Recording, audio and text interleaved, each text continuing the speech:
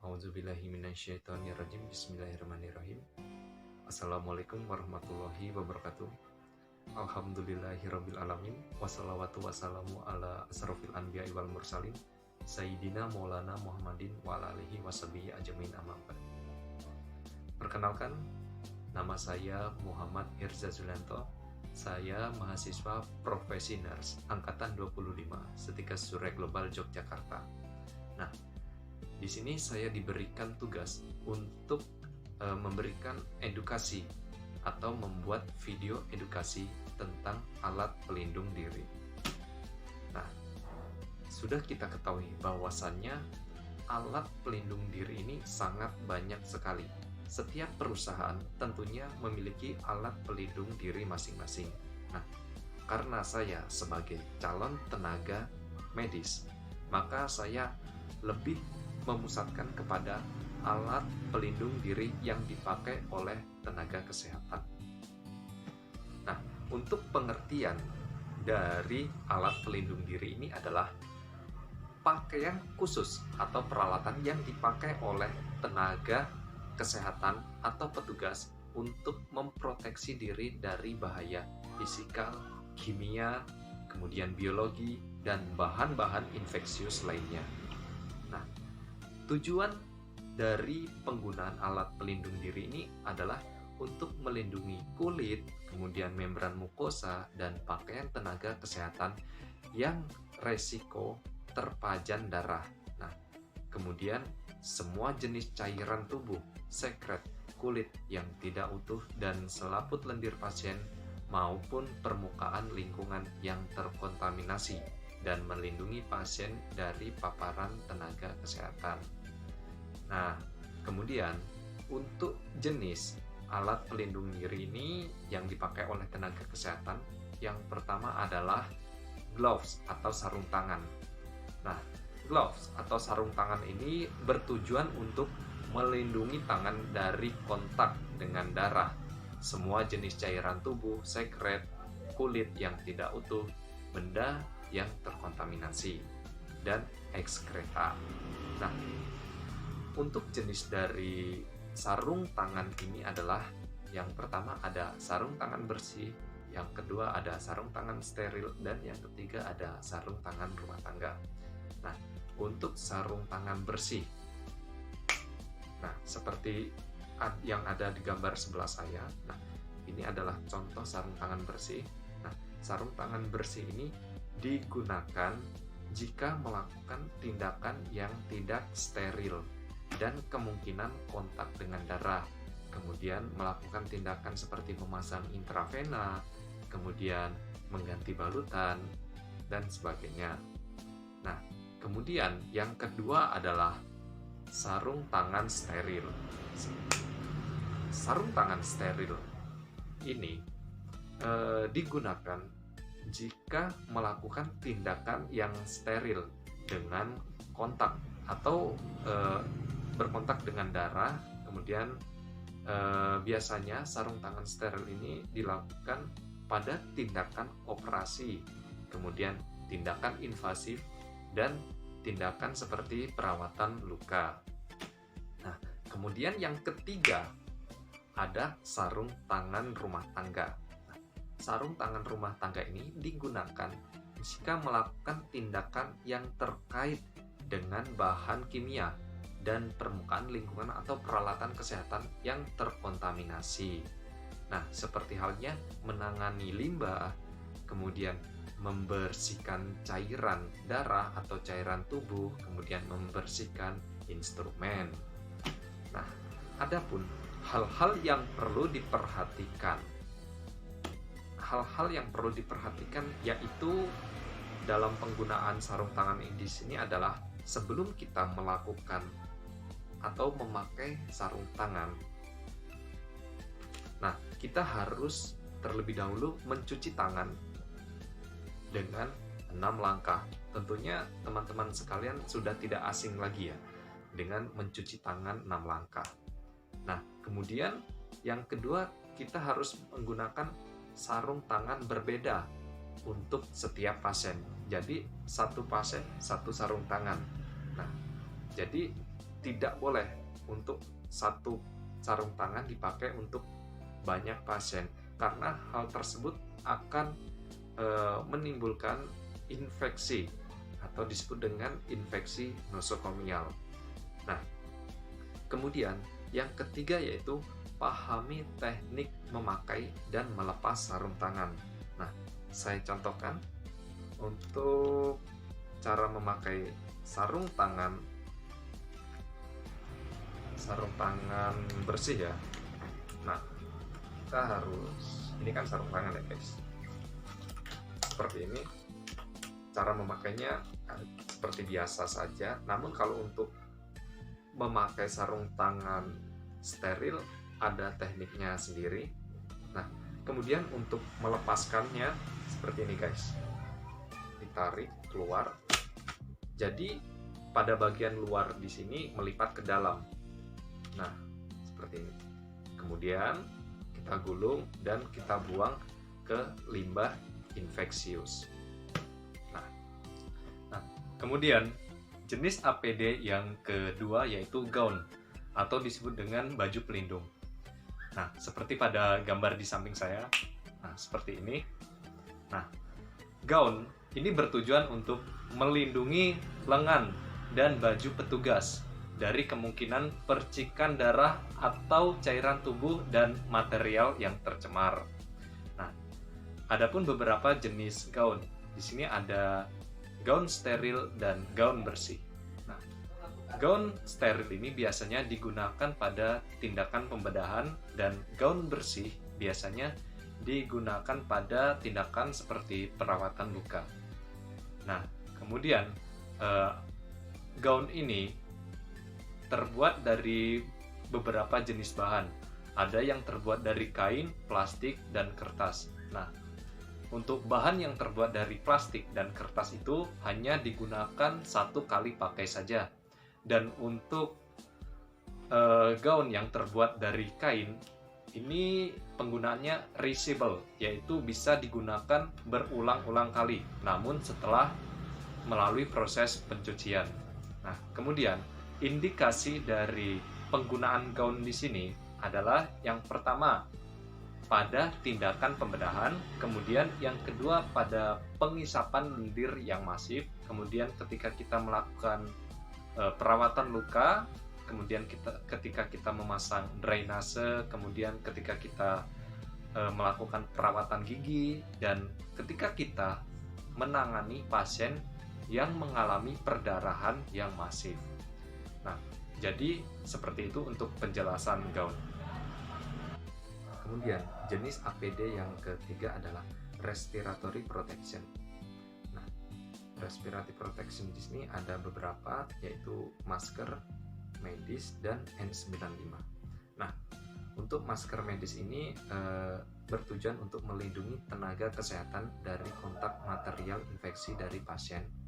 Kemudian ketika ada pasien batuk atau ketika perawat batuk, tentunya akan membatasi penyebaran infeksi ke orang lain. Nah, catatan untuk penggunaan masker medis ini di sini harus menutupi hidung dan mulut sampai ke pipi. Nah, jadi saya contohkan untuk cara memakainya seperti ini. Nah, jadi diusahakan agar pipi, mulut, dan hidung ini tertutup rapat. Nah, kemudian di sini kan ada kawat ya, semacam kawat. Nah, jadi kawat di sini kita tekuk menyesuaikan bentuk dari hidung kita masing-masing. Seperti ini. Sehingga posisi penggunaan masker akan rapat. Nah, jadi untuk penggunaannya seperti itu. Kemudian cara melepaskannya yaitu bisa kita tarik atau bisa kita putus dari belakang. Nah, tapi agak susah sekali ya. Jadi kita tarik aja dari atas. Nah, seperti ini. Nah, usahakan tangan kita jangan memegang area depan masker. Nah, kemudian kita buang pada limbah infeksius.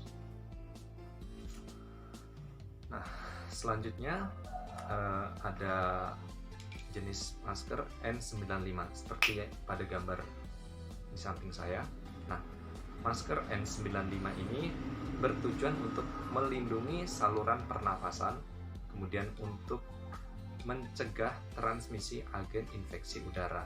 Nah, indikasinya yaitu pada tindakan yang dapat menghasilkan aerosol pada pasien dengan transmisi airborne. Nah, contohnya yaitu pada pasien flu burung, kemudian pada pasien TBC, bronkoskopi, kemudian ketika kita melakukan pengisapan lendir juga. Nah, kemudian ketika kita menangani pasien COVID-19.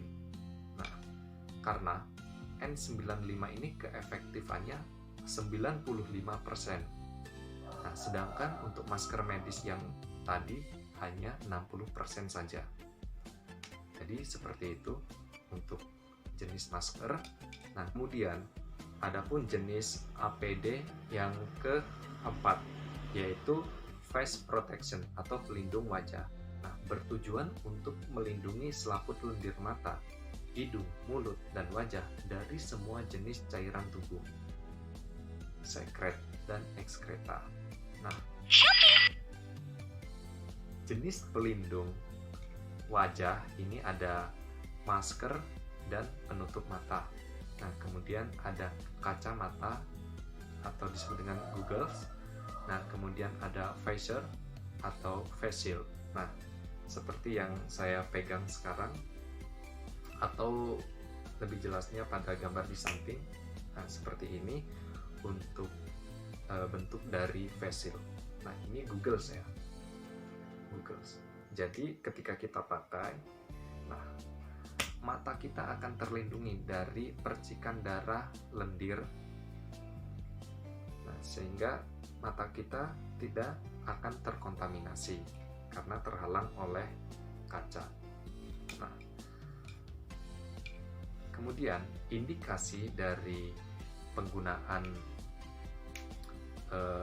goggles atau face shield ini adalah ketika kita melakukan tindakan yang memungkinkan mata dan wajah terciprat darah atau cairan tubuh pasien.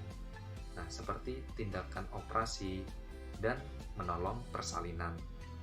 Kemudian untuk jenis APD yang kelima, ini ada head coverings atau disebut dengan penutup kepala.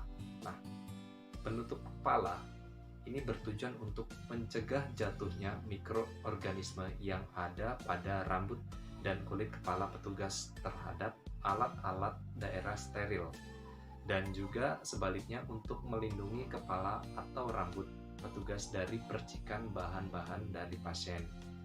Nah, jadi untuk penutup kepala bentuknya seperti ini ya guys.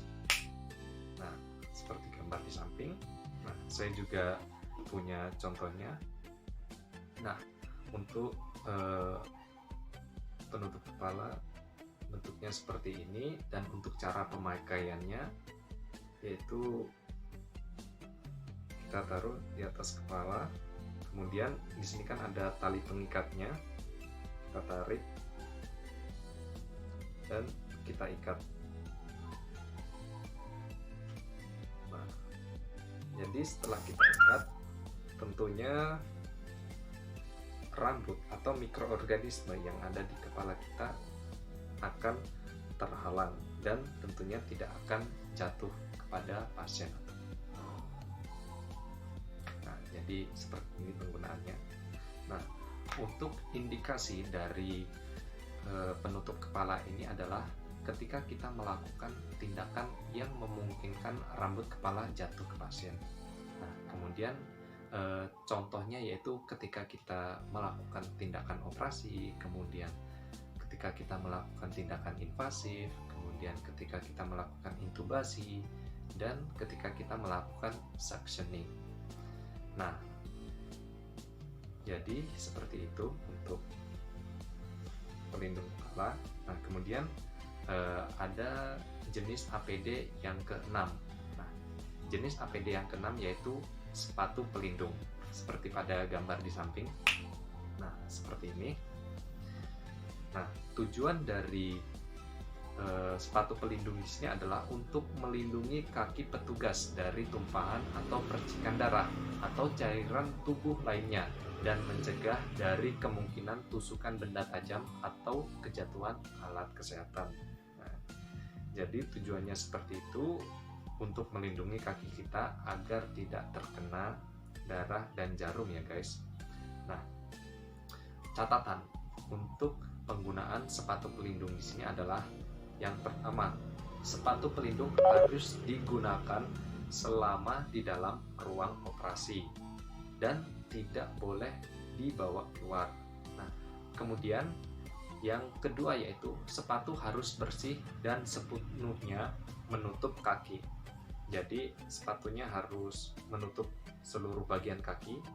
Nah, kemudian bisa digunakan boot dari bahan plastik atau kulit.